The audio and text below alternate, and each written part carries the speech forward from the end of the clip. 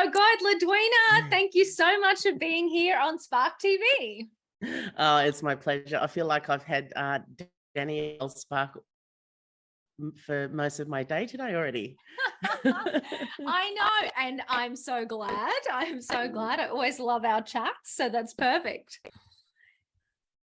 Awesome. Well, let's just kick off by telling everybody how you got here. So you are the fabulous founder of the Room Exchange.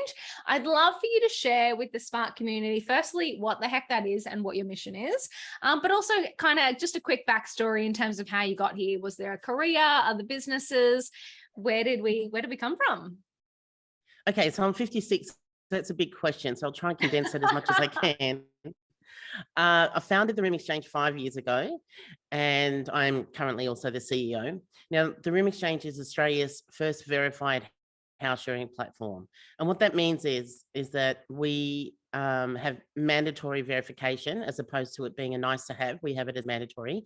And we've integrated Australia Post Digital ID within our technology through an API, which means that when we come to verification, there's just a button that gets clicked. Australia Post opens up along with the Room Exchange, and people can get verified with their, whatever ID they choose to use. So first and foremost, all of our households and housemates are on the same playing field in that they both have to be verified. And it just creates this sort of like straight up, that you're part of a safe community.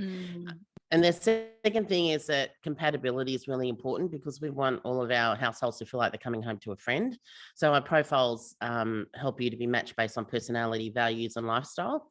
So once you have a look at our profiles, you'll be going, oh yeah, I reckon I'd be really good friends with her or him. And that makes it really helpful as well. And then the third thing is that you can choose a traditional rental model, or you can choose what we call rent offset. So right now, for example, I'm looking for a woman in her 50s who'd like to have we have a second master suite in our house, and it has an ensuite walk-in robe, fully furnished, $250 a week. But if you're happy to sell some things for me on Facebook Marketplace for 2 hours a week, I'll knock off $50 of the rent. So that's called a rent offset.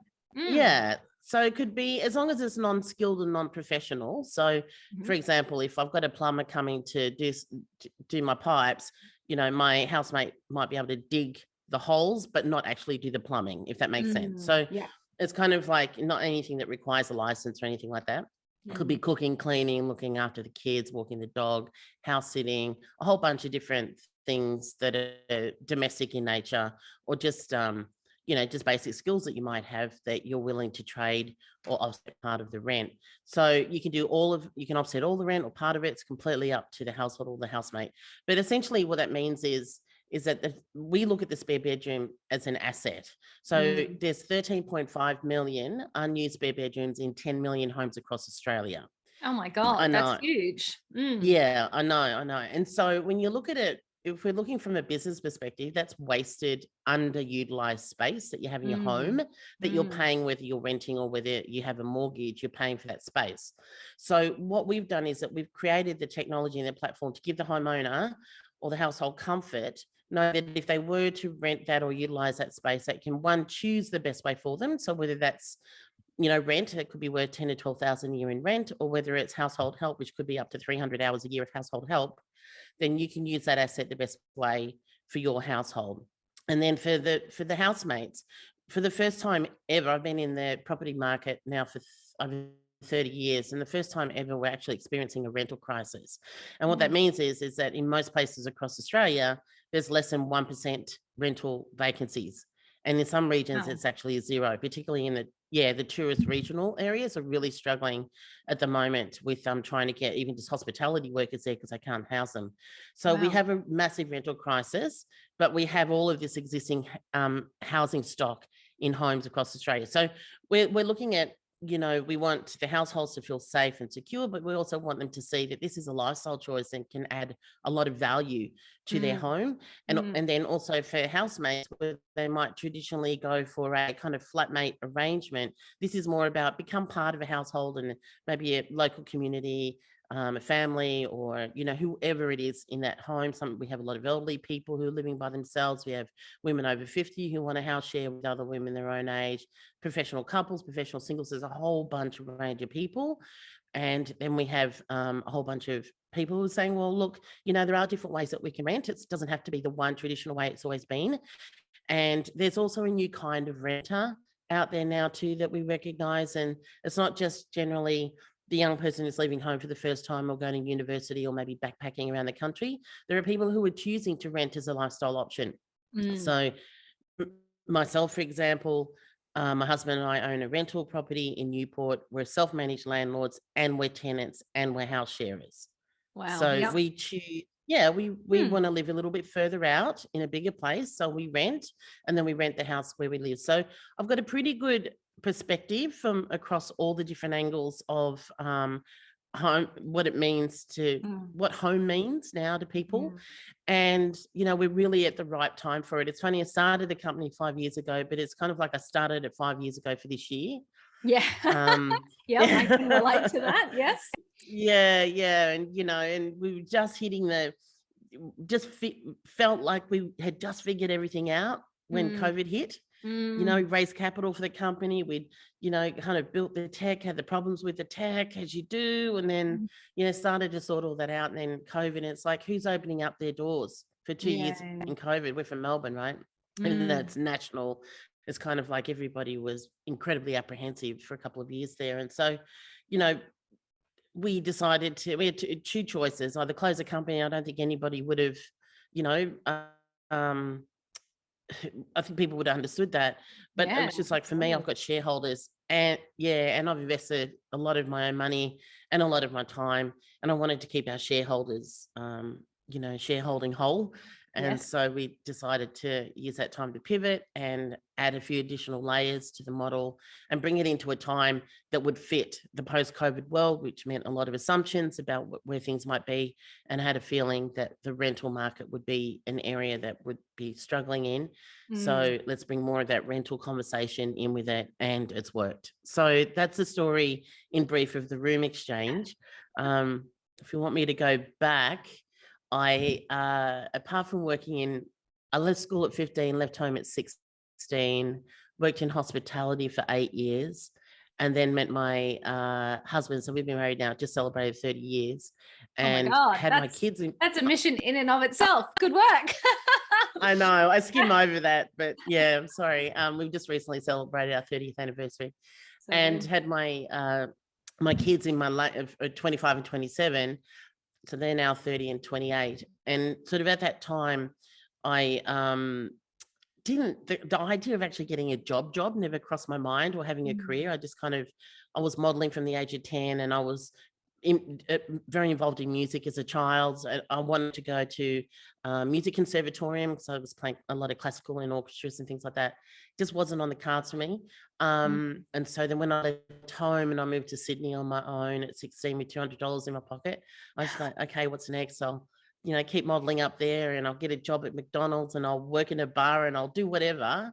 And hospitality became my thing, and taught me a lot about people and sales and being self-sufficient. I realized I had a lot of chutzpah and kind of developed a lot of those skills in that environment.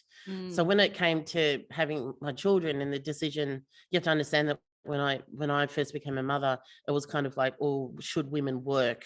Was a conversation at the time. Should women be working outside of the home, right? And I never kind of imagined not working, but what kind of work could I do? And so I just started doing things I could do at home with the kids, and started out with booking people into focus groups, to party plan. Ended up getting number one I was 17 in sales in my first year with this particular company, doing selling educational games and toys. And then kind of continued that path a bit. And then we made this crazy decision to homeschool our kids. So I was working for myself and homeschooling my kids as well, back before people knew what homeschooling was. So, and this is all, I know it's all pre-internet and pre-digital. And then I decided I wanted to make a TV show when I was about 29. And that was a kind of, I know. What? Stupid. This is incredible. I love it.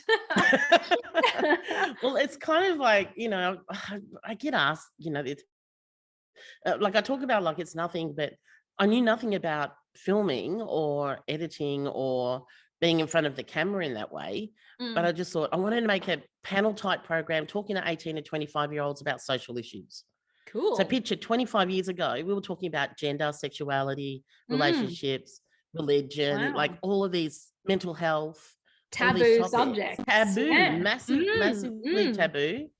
But then there was at the time, and you probably might be a bit too young to remember this, but cable Optus launched their first cable network, and they had a community channel arm to it. And then we created a kind of a teaser of the show called Straight Talk, and they saw the professionalism of the actual the cut that we did. They said, "Yeah, we'll take it. You can shoot it here. We'll give you an outside broadcast van. You can have cameras to go do vox pops on the streets." God. Yeah. And that started my TV career, and I knew absolutely nothing, but I knew how to gather the right people around me that knew what they were doing. And I had enough of a level of self-confidence to be able to get in front of the camera and also not be that particular about being, I've never been a perfectionist. Just get up there and do it and figure it out as you go along. Yeah. As our mate Chris Adams says, just say yes and figure it out later. Exactly. That's my life motto. he's taught me a lot about that one. Served me kind of well. I've actually bought the URL and it's going to be a book one day. But oh, I love that. I will be your first customer. That's so good. And yeah, so I just I did that, and then we did a whole season. The show got broadcast nationally on Optus Vision, and then they loved what I was doing. They said, "Look, can you produce something else?" And so I came up with this show concept called TV.com. Should have bought the URL, but I pictured that back then.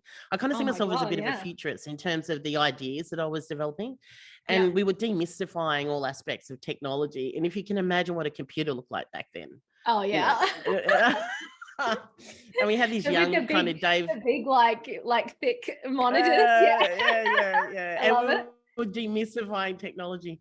And I had this guy called Troy Waller, who's still today I'm friends with, and he was presenting it, and it was a 5-camera 30-minute live to air. So I was directing. So I went from our first show to presenting to then directing this live shoot. And then they said, "Look, we really love what you're doing. Do you want to see if you can get Optus out in schools?" And so I worked with a teacher and a videographer, and we managed to come up with this program called Media Minds, which was a 2-day hands-on video production workshop that we ended up running in over 300 schools in Adelaide, Brisbane and Melbourne over a period of 5 years. The school paid us like quite a lot of money, you know, to go into each school. We knocked off a lot of their curriculum standard framework for media. I was then 15-year-old high school dropout. I was then hired by the Victorian Education Department to run workshops for teachers of media. Oh my gosh, that is so cool. So all this was going on. I was homeschooling my kids at the same time, and they were getting involved in all the production work that we were doing. And my son, you know, is a massive film lover now, and my daughter's self-employed, and it was just kind of like always had this, what do I want to do next kind of thing. And then digital came in, and so that made that program obsolete. So then I was one of the first life coaches to come out of that, you know, the first sort of tranche of life coaching. So I did NLP and life coaching, and then I started working with women, helping. I was really passionate about I'd done a lot of self-work in my 30s as well, to sort of work through some of my childhood stuff, and some of the coaching sort of helped me work through that as well. And so then I used to run these 3-day life innovation weekends for women. And then I hired a coach, and he said, "Look, you know, you're really great at gathering people together. You're awesome at marketing. Why don't you do a networking event and, you know, and do some business coaching?" And I thought, well, yeah, why not? So I said yes. And I got this little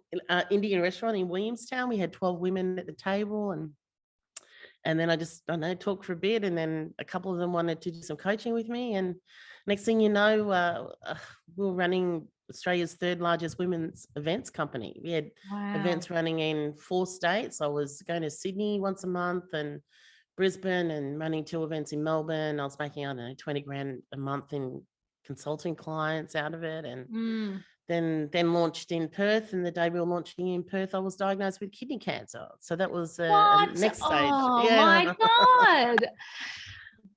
I love that you're I on know, this it's funny. podcast I because get I'm on these actually shows learning. when I talk to me about tech. But I mean, it's so interesting because I'm now learning so much about, like, we talk all the bloody time and I don't know any of this about you, we're always talking about sales and business, Man, that's incredible. Okay, keep going. I'm not going to interrupt you.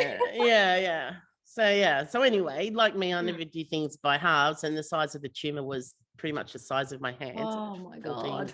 centimeters. So I'm 12 years cancer clear, and I really don't need to go a whole lot into that. But I had the kidney removed with the tumor, and I had to sort of rest for a year, and then it was like, jeepers, what do I do? So then I decided, I asked myself, this is a thing that I also love, is like, the quality of your life is determined by the quality of questions you ask yourself. If you ask yourself shit questions, you can only get shit answers, right? Yes. So I thought, well, what can I do to keep my business brand alive that doesn't require me to look good, feel good, or go anywhere? Because I couldn't. Awesome. Like, I'd had a 7-hour surgery before surgeons, and I was at the lawyers that morning just in case I didn't survive it, right? Updating our wills and wrote letters to my kids and my friends. Like, it was a pretty serious time. And so I thought, well, I did media before. What about podcasting? Then I can still talk. I can be in bed and I can talk. Can't be that hard to figure out. So in 2010, I became one of the first B2B podcasters in Australia, and ended up hitting number 1 on iTunes, probably, I don't know, 3-4 times or something. I've got screen grabs of them, and, new and noteworthy. And then half a dozen people started asking me, oh, this thing about me, if I hear something 3 times or more, I get antennas grow out of my head. I was like, oh my God, how do you do this podcasting? Can you teach me? So then I started the podcast masterclass, and then did a 6-week, webinar program, and then turned that into an evergreen program online. And then, did a podcast called the Podcast Masterclass with a mate of mine, Heather Porter, who was also one of the early, podcasters in Australia. And then just, the second year after the second surgery, I had to spend some time recovering again. So I thought, well, same question, what can I do? And I was still podcasting, but I was like, well, I'll write a book. So then I planned this book out called It's That Easy Online Marketing 2.0. And I thought I'd get, I don't know, about 18 contributing authors. It was back at the time when the whole contributing author book concept was just becoming big. And one of the contributors that answered a call out on Source Bottle, I got to give a big call out to Beck Darrington for creating Source Bottle. It's an amazing resource. She's awesome. Yeah. So this guy called Chris Adams, he said, oh, I could write something about social media. He's, worked at Facebook, blah, blah. And I'm thinking, yeah, you bloody liar. Yeah. That's so funny. It was so funny. Yeah, he, this day, best as friends, and he's just saved my mind in so many ways at that time. I can't tell you, but he ended up writing the opening chapter called A Good Story Well Told, because he's actually has a PhD in poetry, and he's an incredible writer, and he framed the book up beautifully for me about, talking about storytelling. And then I had, a whole bunch of other authors that, paid to come into the book and talk about various different aspects. Still got copies of it lying around somewhere. Wow. And then the third year I had another surgery. And so the day that I was having my third surgery, the book was being released in print and digital worldwide. So that all tells you something about how much I love tech, and how, tech can be just such a great resource, regardless of what's going on around you. I was able to still rest, but keep my mind active. And it was a huge learning time for me as well. Like, I really learned a lot about tech. Chris introduced me to a lot of people in his circle. He just said, hey, she's an Oprah of podcasting, just say yes to her. And they'd go, okay. So I got to interview all these amazing people that he introduced me to as well, which broadened my, my reach. And then, then I just started to advise and consult on a higher level, and became part of an investment pool with my husband, who's on the board of a company. We and a bunch of other, people, we raised $9 million for that particular invention. And then there was another company that Chris was involved in, the Times Bondo. I got a bunch of people in my living room and helped raise some capital for that. And then, sort of went down that route and wanted to learn and understand that better. So, and that was kind of like just preceding the Room Exchange. And so when I came up with the idea for the Room Exchange, it just came as a way of, I was living that way. So after my eldest son left home when he was 22, I started utilizing that bedroom, right? So friends of my daughter come and stay, they want to stay longer. And then, they didn't have any money. And I just said, look, would you help us out a couple of hours a day and we'll feed and house you? And it was just this organic thing that happened over a period of about 3 years. And I just love the variety and the injection that these people were bringing into our home. And then a few of my friends started saying, oh, that's a great idea. Where can we find someone? So when I heard that 3 times, the Room Exchange was born. So that's kind of me in a nutshell. But that's so good. Like, we need to put a pin in that. So, we often talk about listening to our customers and making sure that we create features or products or services based on what they actually want, rather than just coming up with an idea and going, that's brilliant, I'm going to launch it. And then you launch to crickets. So I love the way you frame it, which is, if I hear the same idea 3 times, then I know, the antenna go up and I know that I'm onto something. Yeah. But look, I haven't always paid attention to it. There was a time just before COVID, and it was very strongly recommended to me by a few people who I admire and respect, that, originally when the Room Exchange was launched, it was launched just purely on what we used to call an exchange model. So there wasn't any money involved. It was like help out 2 hours a day in exchange for food and accommodation. That's how we were living. And now, every business has to start somewhere. And if you wait until you think you've got the model perfected, you'll never get anything started. But a big thing that I learned at that time is that I became so stubborn about the birthing concept of the business.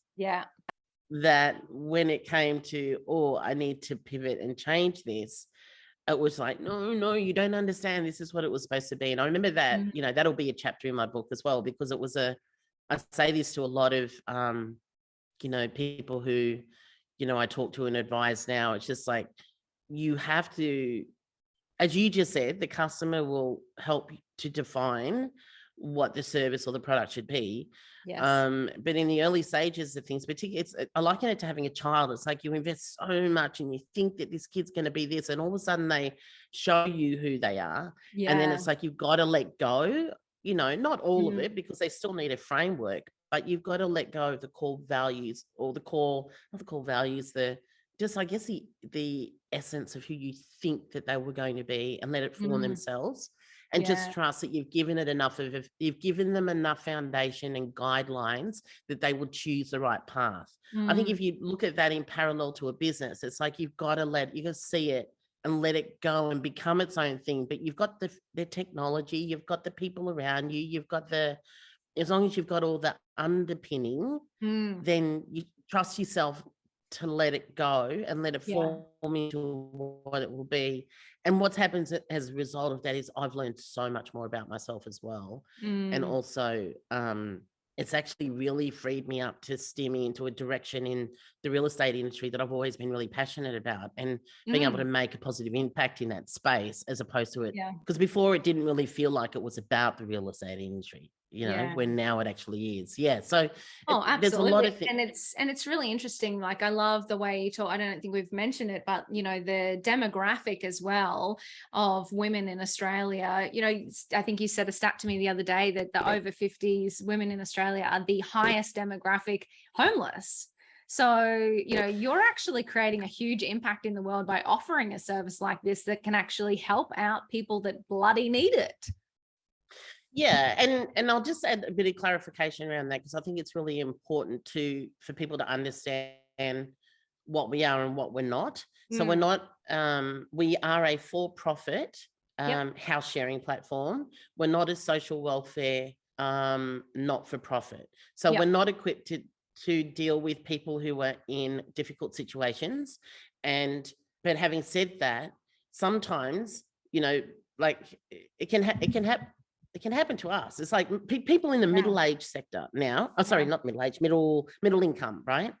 They're generally like 6 to 8 weeks away from losing everything. Like, if they lost their job, that's how long they'd probably be able to pay their mortgage for. Yeah. Yep. So if they didn't have a temporary option before they could Mm. actually fill up their bank account again, then Yeah. they could fall down that rabbit hole, right? So Yes. if you look at us in that way, it's kind of like, we've got these households who are opening up their homes. They're not doing it to help people out. They're doing it to No. benefit themselves. Yeah, Yes. right. And to add value to their home and to add additional layers, whether it's financial support or household support. And at the same time, that person equally comes into their home and supports them in that way, but then the household also supports the person by providing the housing, right? So that's who we are.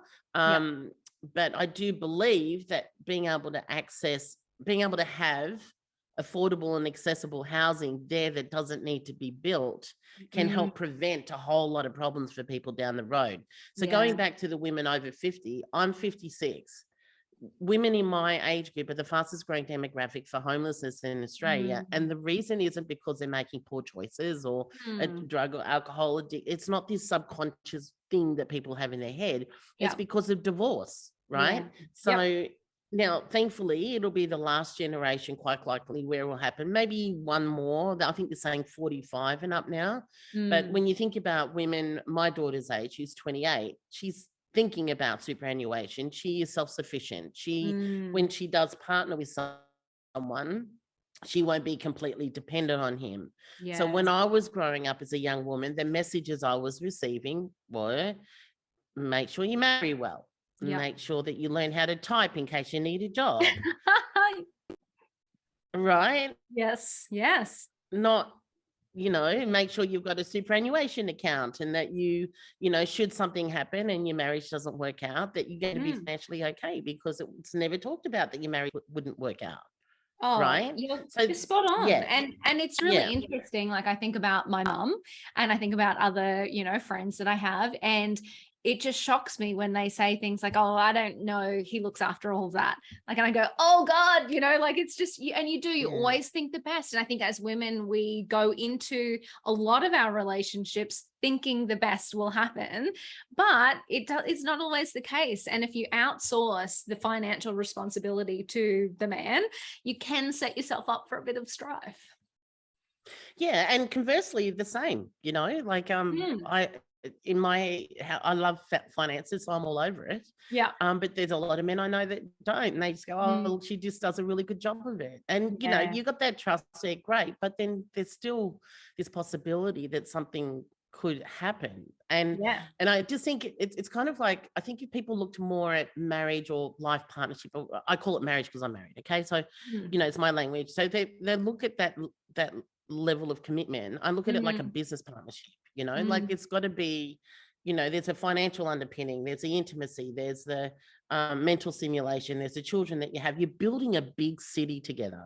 Right? It's a huge city. Like Harry and I, when we were celebrating our 30th, we decided to go away with our adult kids. We planned a 4-day trip, and we've been planning it for a year, and it was just beautiful in Dalesford, in this big gorgeous house. And we had a number of different things that we did each day, but on the actual anniversary down the Monday, Harry and I actually wrote words to each other as a kind of like a form of something new for the next 30 years, right? Because who we are today is not who we were when we were in our early 20s. And we wanted to say that in front of the kids, that this is who we're becoming. And I'll continue to promise not to iron your clothes and not to be obedient. And it's a running joke in our family. Love it. But it's like it's still a business partnership. There's this big city that we've built that's at a different stage in its life now, that needs different conversations and different things that we need to look at and consider. And I just think that, that's one of the things that's happened with this generation of women. But, the output of that is that, they just need somewhere to stay for a while to, top up their bank account while the divorce settlement comes through. And often when they do get their divorce settlement, it's not enough for them to be able to buy a house, or maybe it is, but they don't have the income capacity to be able to finance a mortgage, so they won't get approved. So there's a number of different really great things that are coming out at the moment for women in that age group, like Daisy Ashworth has got Mortgage Mates, so women who can buy houses together, or it's a number of different things, and house sharing is a really great way. And Yeah. I'm right now looking for a woman in her 50s to come and live with me because, you know, just at the stage where Harry and I and our kids have left home, it'd be nice to have that kind of stimulating conversation. But I also want a woman who's in that challenging spot because I want to show, you know, through our stories that we can share together through this experience that, you know, it can be a great thing to support. Yeah, You know. absolutely love it. Absolutely love it. So I want to reflect on, because I feel like we could talk for hours. I want to reflect on your so your story before the room exchange. You know, you never said the words "I was in tech," but you went out and you built a tech platform, which you then sort of had to pivot through COVID. I'm really interested in that process. So you are a female founder, potentially no tech experience. You obviously have epic sales, media, marketing, all that kind of good stuff. How did you go about actually building a tech platform? So I'll just clarify just a bit of that. I wouldn't say I didn't have any tech experience. I probably just didn't add that in the story before. So when I was running the Women's Network, I also started an online membership program. Oh, so cool. that would have been in Of the course early you days. did. Of course you did. I love it. Oh, so good. So I remember building my first website back, and it cost me, oh gosh, it would have been about $15,000, ridiculous Wow. amount. You could do it on, you know, on any kind of membership site today for probably $2,000 if you hired someone to build it for you, right? Yeah. But, you know, so learned a lot about the cost of tech back then. And then obviously with, you know, the podcasting and, you know, technology has always been sort of like a part of you know, I loved it. And my son's always been making films. So we were always, you know, producing stuff and the media program in school. So it's kind of the leaning into the tech in the way that I did was kind of like this progression of types Always of technology innovating leading. and moving. Constantly innovating. Yeah. And so when it came, the work I was doing before the Room Exchange, when I was doing a lot of advising with Spondo, it's another company that I'm also an investor in. That was technology. Chris was involved in that as well. And I was learning a lot. So Chris became an advisor of mine 12 years ago. And my COO now, David Stavropoulos, is also, you know, involved with Spondo at the time and still is. And, you know, and these are kind of like, I just started to get this injection of information and tech and that kind, I'll get shot for saying this. It was a different type of, how do I say it without being politically incorrect? I hate that I've got to filter my words. So I was very much involved in running a women's organization, right? This was the first time I had a men's thinking and advising coming into, I'll say it that way, right? And I learned a lot in that way. And really, you know, while I was recovering from cancer, I was having lots of conversations with them. And then this sort of it kind of led into it. Now, I don't believe you have to be an expert in something to be able to do it. I just believe you need to be able to work your way through enough conversations to know what you need and know who you need to hire to do it. Yes. So if we go back to when I decided I wanted to make a TV show, it was really no different, right? Although I really didn't know what I was doing back then. But, you know, you know, if you have the vision and you're passionate about what it is that you want, you know what tools you need to achieve that. And you know what your own skill set is. So my skill set's always been brand and marketing and communications, PR, etc. I've just been able to do that well. Then it was like, okay, well, I need, I knew in my head this would be, you know, at least about 150K build to kick it off, right? Yeah. Because this isn't just a website with a nice little, you know, membership program in the back of it. This is something that's going to end up have algorithms that can, you know, spit out information, and that's going to have, you know, you needed somebody who really knew what. Exactly. And the verification and all that sort of stuff, which I was pretty certain about in the beginning. And so I ended up getting an agency on board, and I knew I was going to need to raise capital to be able to build the tech to kick it off. So I started the company with it being investor ready, which in and of itself is a whole other conversation and a very costly exercise. Yes. I can't believe how much money it actually costs to raise money. Yes, people don't realize that. No, it's just kind of, it's an oxymoron, really. Yeah. And then And then it was like I spent a year probably researching digital agencies and really digging deep into it.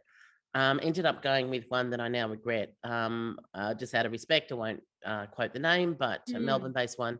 And what ended up happening, and I wasn't aware until after we left them, but they had been charging us, kind of Australian rates and then outsourcing Wow. elsewhere, but telling us that it was their team here in Australia. Now, I have no issue with outsourcing, and I actually have team who work for me in Pakistan. I'm half Indian. I love working with Indian people, and so I've got no issue with that. But it's like, don't tell me one thing and then do another, and then don't charge me for one thing and then you're pocketing a whole lot. And then in the process of that, the person that they put in charge to project manage was nowhere near mature enough or experienced enough to. And they later admitted that they put the wrong person in place there. Ended up putting us a year behind. Now, so they said it would take frustrating. 6 months. I gave it a year. They said 6 months. In my head, it was a year. But that meant that, the investment money that I'd raised, the story I told the shareholders, and it was just like, you have no idea what level of challenge that puts you under, and it's when it's completely out of your control, and you keep getting told one thing and it keeps getting stretched out, and this whole tech space. I mean, you and I were having this conversation about it the other day, and I said, I built a house before, right? My husband and I built a house, and at the time it was, I don't know, maybe 200,000. I think we already own the land, so it's about 200,000 to build this house.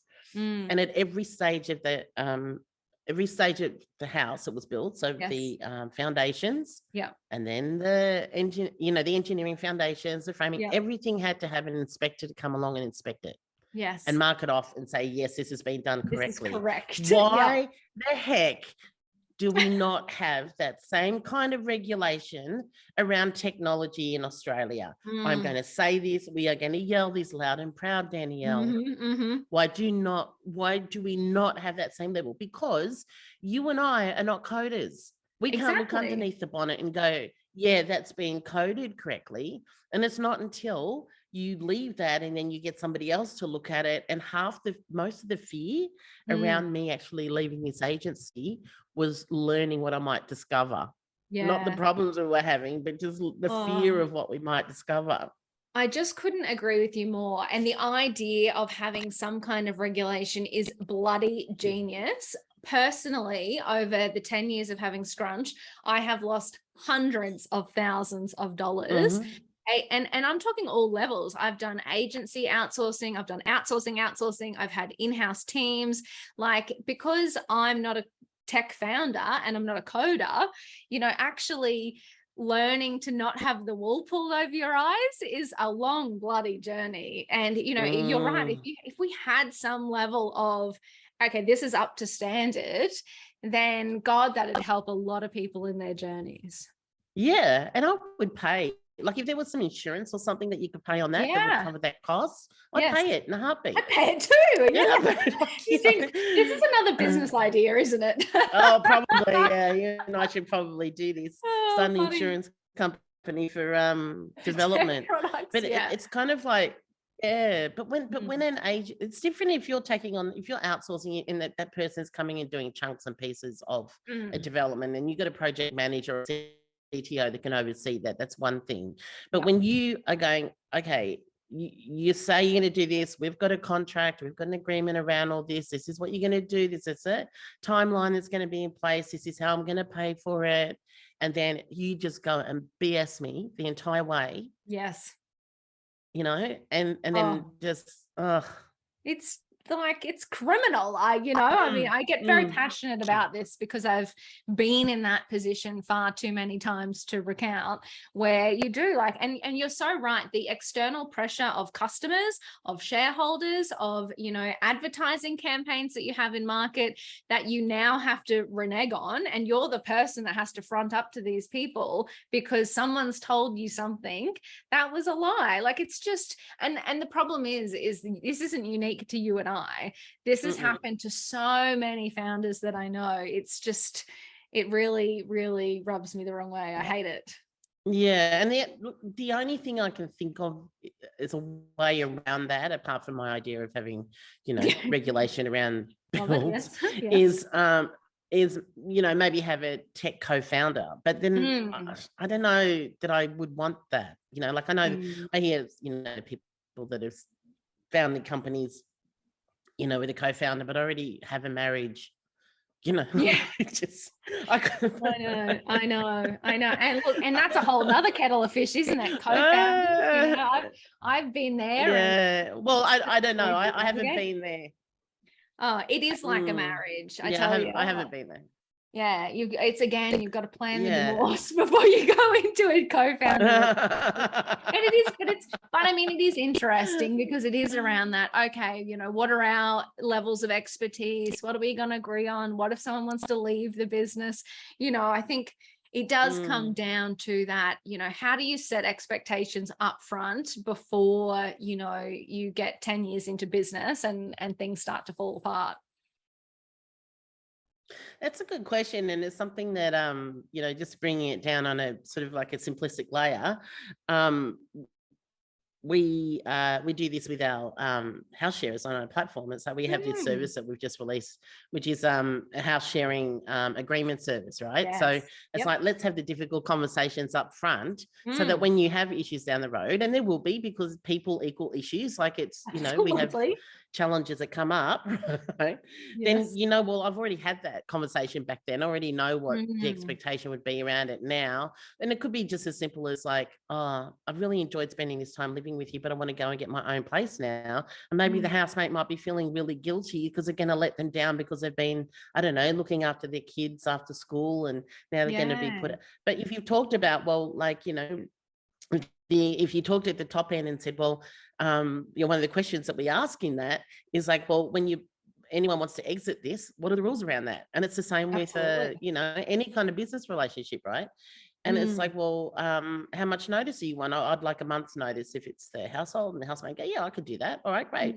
Write that down in your agreement. And, we just sort of, what about rules about having friends over? Are you comfortable with that? Well, how about you just have them over for dinner first, and we'll get to know them, and then we'll go from there. Okay, that's cool. What about, and like, you just talk about these things that you think might end up becoming a problem or might be awkward to have conversation down the road.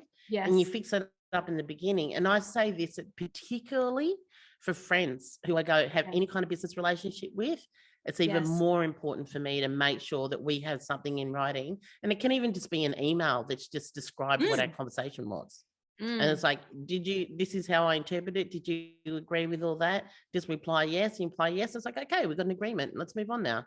Yeah, that's so good. I love that. Have the difficult conversations up front when there aren't emotions, when it's a few years in and something's happened and everyone's cranky and emotions are high. That's not the time to have a productive conversation. Like, have it now when everything's calm. Yeah. And then break bread together. That's so important to me. Like, every single person that is involved with me in business in some way, as I have either come to my house for dinner, or we've had a Zoom dinner together when we couldn't meet, or we've gone out and had a drink together, something like that. It's like, there's this thing about I've got a new advisor. She's an amazing woman, Deborah, and her partner came over for dinner on Saturday night, made seafood paella and had Spanish oysters, and was sitting out the back on the deck, and it was just kind of like, it just creates a level of intimacy and connection with them. That's how we're kicking off our relationship that way. Yes. Right. Yeah. And I just think there's something to be said for that. And we say to our housemates, in the first month or so that you're living together, make sure that, one night a week, could be a Friday night, you sit and you ask a question. How's the week going? Is there anything that you need? Are you having issues with anything? And just talk things out to the point where you don't even need it to be a ritual anymore, because you'll just naturally do it when the need arises. Yes. It's common sense, Danielle. Like, it's just, it is, but nobody has common sense. No, I love it, because I think relationship build, I think we've kind of moved between relationships and business, but I think that is what business is all about. Whether it's sales, whether it's advisors, whether it's team, if you can learn how to build great relationships, you can build a great business. Yeah, absolutely. And if you don't like people, don't get into business. Oh God, yes. That's the best advice ever. Yeah. Just all you do is deal with people all day. because no, because and you've got to constantly have empathy and understanding for the people who are working with you. Like right now, we have one of our team has a brother that's just been in a car accident, and another one whose partner's about to have a baby, right? So when things like that occur, you've got to go, okay, well, this guy is going to need 2 or 3 weeks off. I think they call it paternity leave or something. I don't know. Yeah. He's going to want to have some time where he's not going to want me tapping on his, hey, how's things going with this? I was like, okay, great. So what do we need to make sure that we've sorted out so that you can go away? Yeah, and then absolutely. he's got a rule. He goes, if it's urgent, you can contact me, but you've only got one bluff. So if you use your bluff, then that's it. So that's a good rule. I like okay, that. I get that. Oh, yeah. And then, and then the other guy is just like, just checking in with him once a week. You just want to know how he's going. And, when you're ready, you let me know and we're here, and in the meantime, we just have to figure it out because that's humanity. And at the underlying of everything that we do, I guarantee everyone who's ever worked with us will say that they felt loved by us. And I think that's important, loved and cared for, and, they get, I'm like you, I've seen, I've got cards, but there's images you can see in the background is my artwork, and I make cards out of it's what I do when I'm not running a company, I paint. And, and I send handwritten cards to people, if somebody's given me their time for a meeting, I'll write them a card and thank them for their time. Yeah. It's just kind of these little things that, you do that, like that book you sent. I love it. 101 Love Notes to Female Founders. It's like, it's so cool. And then you got this little QR code and I just scan it and then I've got a live message from you. Give me a little love note, That's right. Just bringing joy into your day. Yeah. You don't get my face enough. I put it in a book for you. I love it. I'm gonna use that idea. I love it. But you're spot on though, right? It's like people underestimate how important the little things are. We launched an e-commerce brand over COVID back in 2020, and I was blown away. All we used to do on the little shipping note, the little invoice that you send with the product, I used to write a handwritten note because we were a brand new business back then, and it was just this little thank you so much for supporting, love Danny. People were like shocked that we'd actually gone to the effort of writing a handwritten note. And it's just you do forget that it's a little, because there's lots of big corporates that can't do the little things. Sometimes that's what differentiates you in business. Yeah. So think about what are the things that people get in the mailbox? What is it? Junk mail, bills. That's right. Nothing fun. And then you get in the mail. Then you get this. When you do finally check your letterbox, because most people don't even get mail these days, but when you do finally check it, and it's got something, it's got a handwritten address on the front. It's like, oh my God, who loves me? Yes. Must be my old auntie or someone. Yeah, that's right. Grandma's sending me a Christmas card again, and it's May. Oh, it's so good. No, I love it. All right, let's wrap on one last question I've got for you. So a lot of people tuning in to Spark TV are early founders. They're new in this journey, and it's been a tough few years. Is there any piece of advice or wisdom or insight that has served you well and helped you to keep going on this business journey? Yes. So, well, gosh, there's a few, but I'd have to say my art, definitely. And that was something that I only discovered when I first started the Room Exchange, because I needed something to relax me and switch off. Because I've worked from home for 28 years as well. So, separating myself from that, and it's such a big thing. And when you've got a small team, and it means that you're on more, on for longer, as in, you got the email up on your phone and social media. There's things that you've just got to do when you're a small team, right? So painting for me, and I didn't realize that I actually could do it. And now I have this place behind me. Actually, it's a cafe in it's a photo of a cafe in Seddon in Melbourne called Seddon Deadly Scenes, and they've got 8 of my pieces there. And there's another cafe Yeah, in Laverton, called Favour and Grace, and they've got about 5 of my pieces, and it's just better than having them wrapped in bubble wrap. People enjoy them, and sometimes they buy them. But I paint for joy, and it also, interestingly, my experience of painting has actually taught me to be a better problem solver, because painting is all about solving problems. The entire process, every single step is about solving a problem. And it's about composition and, where is things going to go and how's it going to look and feel. And, you're constantly making decisions all the time. And that my level of decisiveness is a gift that I think that I have now. And art's actually really sharpened that for me. So being incredibly decisive was good. But the other thing that helps me, and this particularly with keeping my mental health in check, and at times I can take things, emotional things, take them into me in a physical way, if that makes sense. Yeah, absolutely. And because I've only got one kidney, I have to be really careful of stress and make sure that my cortisol levels don't shoot up, because that can put me in danger. And then I'm dialysis, and Harry will have to give me one of his kidneys and transplant. Joke about it. So journaling is something that I'm really religious about. I say it's like a religious practice, and I have 2 journals. One that's kind of like a practical thing, and then the other one that actually where I write, sort of what's happened in my week and day and how I'm feeling and things like that. And it's this constant self-awareness process that I put myself through. Yeah. And I think the more self-aware that you are, the easier it is to recognize when you're thinking and feeling something and an action comes as a result of that. So thoughts, then you're feeling action. Yes. If you can identify it and access where that's coming from, where it's being triggered from, is it fatigue? Is it this problem with this person that you haven't resolved yet? Is it whatever it is? If you can work out, or fight you just had with your partner, whatever. If you can work out where it comes from, then you know that, okay, that's not actually about that. Yes. And that has helped me immensely. And like, even I have a beautiful office space that I come to a couple of times a week in the Cotton Mills in Melbourne, in Footscray, and I was sit out in the kitchen when I first get started. I'm there with my journals, and everyone's sort of looking at me. It's like, yeah, I've got to, if I go straight to my desk, I won't write. So I have to go somewhere else. And then I hand write everything. Wow.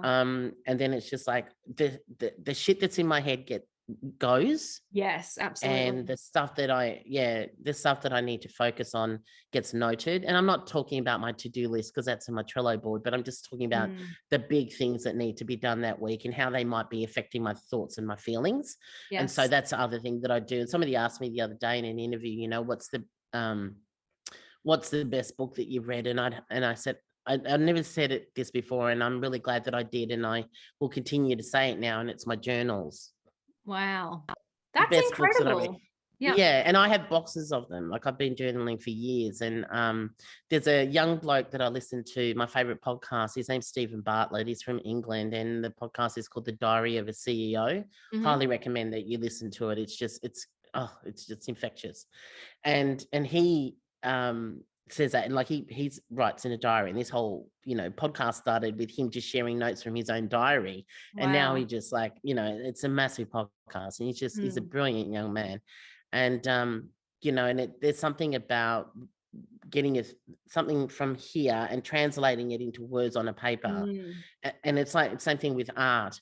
And it's like, people have really lost the ability to sit and be still with themselves and their own thoughts and their own creativity. They're just so busy all the time. Yeah. And I'm not saying that I don't get caught up in the tech and the email, social media and stuff, but I'm actually disciplined, because I know that it can't be the last thing that I'm doing before I go to sleep, and it can't be the first thing that I do when I wake up, because that is going to transform my sleep, and it's going to transform my day, or decide what it's going to be, right?